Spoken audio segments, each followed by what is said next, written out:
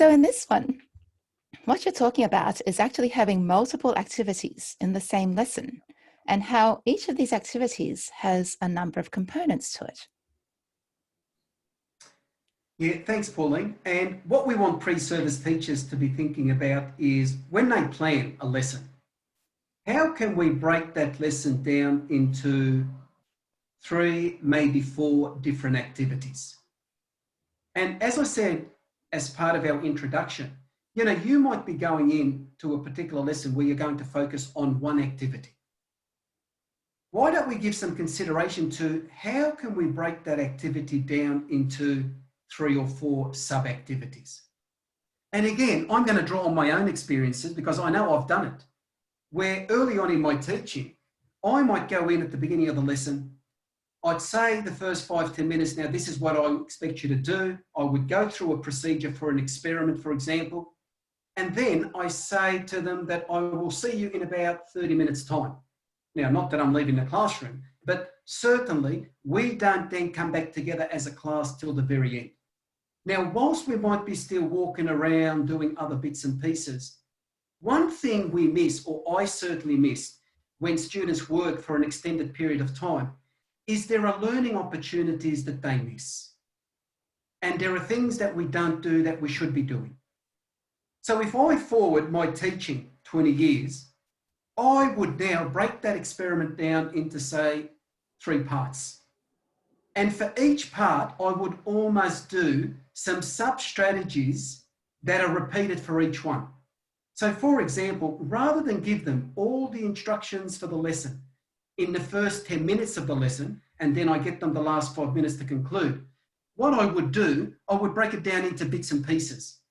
So if I can stay with the example of the students doing an experiment, I may break it down into procedure, performing the experiment, and then results and observations. And each one might be 15-20 minutes. So at the beginning, I might spend a minute or 2 introducing the bit about the procedure. I will then involve the student in the procedure by just reading it carefully for themselves. Maybe paraphrasing that to somebody that is sitting next to them. Just giving them the opportunity to engage with it, to fully understand it. Within an activity, we need to be mindful of differentiation. Is there a modified procedure that I should be giving some students?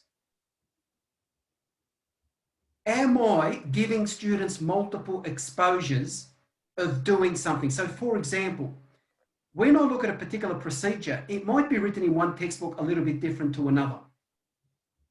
There might be a textbook that might have a little bit more visual content. There might be another textbook where the procedure is very wordy. I've got to make sure I consider that, and there's nothing wrong with giving students multiple procedures and let them work out which one they best will be able to follow. But can I say as well, while you leave that to them, that might be early on, but once we get to know our audience, our students, you actually then will know which procedure to give those particular students. As part of that 10-15 minute activity, what are you doing as part of the formative assessment? And I know Pauline touched on assessment earlier, how we can link it back to all of this, but an assessment falls in a number of categories. But let's just, for the purpose of this slide, think about formative assessment. And I like to think about formative assessment as very informal, right there and then. And sometimes it doesn't have to be any more than you standing behind a particular group and just nodding your head to let them know that what they're doing or what they're saying is correct. We don't need to do much more than that. And formative assessment, it is so powerful, and I would argue it should be done multiple times during a lesson and for every activity.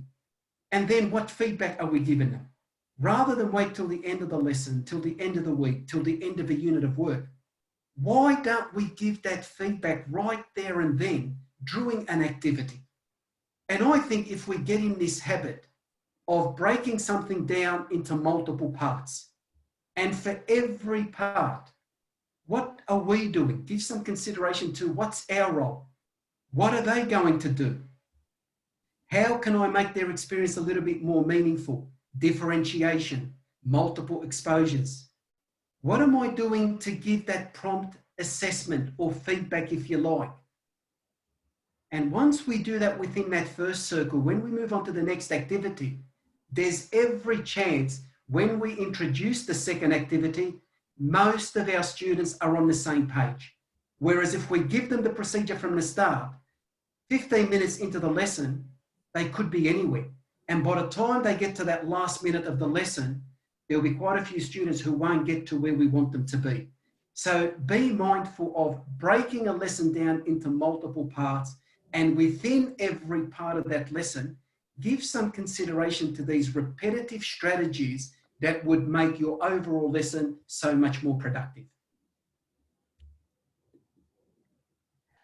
So we spoke a bit earlier about spontaneous strategies, and the way I tend to think about this is that it is a context-specific thing that you do because you know the content, right? So basically, if I'm thinking of a teaching strategy for a particular syllabus points that I need to teach, then I think I would actually start by considering the underlying concept that I want the students to grasp. And then if I can put myself in the position of the student who doesn't know it yet, then I might wonder, what kind of knowledge would I bring into this situation? And then I can question myself, do I know my content well enough to be able to recognize the concept and how it can be developed for the student? And so I think that, again, in the terms of thinking up a teaching strategy for a particular situation, understanding your students is a little bit like putting yourself back into your 15-year-old shoes and thinking, goodness me, what did I know then? And then what would make sense for me when I approach it from that perspective? And then now coming back to my, putting on my teacher hat, do I know my content well enough to be able to frame it in those terms? Yeah. So a lot of teaching strategies, I think, come out of our own content knowledge and our own ability to sort of delve with ourselves and being honest about where we came from. Yeah, absolutely. Absolutely. So, Pauline, can I add one comment to knowing your content? And, you're absolutely right. Knowing your content and knowing it well, it can allow you to do so many different and more strategies and activities that are much more productive. But I'd like to remind pre-service teachers at this stage is, this is something too that develops over time. And, if I draw on my own experience, when I first started teaching my very first job, I was taken into the staff room and introduced to the Faculty of Science. And where I was sitting in this cubicle, I was surrounded by 3 people who between them would have had something like about 100 years teaching experience. One of them was in the area of physics, one was in the area of biology, and one was in the area of chemistry. And I remember later in that first week, they were having a conversation, and this was during lunchtime.